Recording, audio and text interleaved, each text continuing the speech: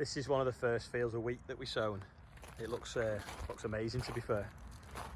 Really light land, not really much weed, although it is hard to see with the snow.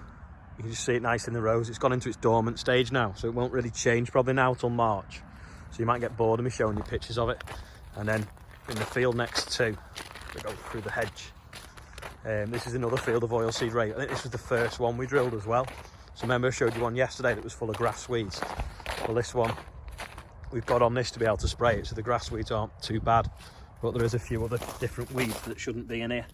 So they'll, we can sort them out once the weather dries up and we can get on.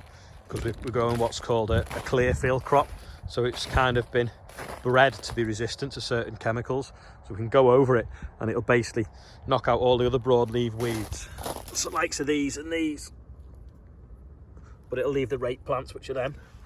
Again, this has gone into its dormant stage, so they've basically like shrunk and laid flat, the plants. Well, that's pretty good, because if we get some really cold temperatures, the cold temperatures can kill them. But if they lay flat to the ground and then we get a snow cover and it can kind of protect them.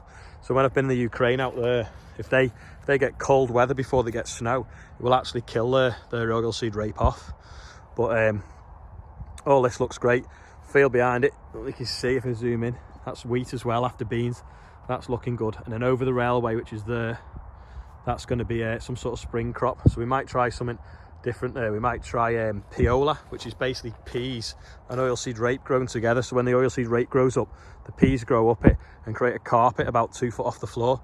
Whereas if you grow peas normally, they're just so flat to the floor, they're hard to combine. Admittedly, the new combine should be able to pick them up.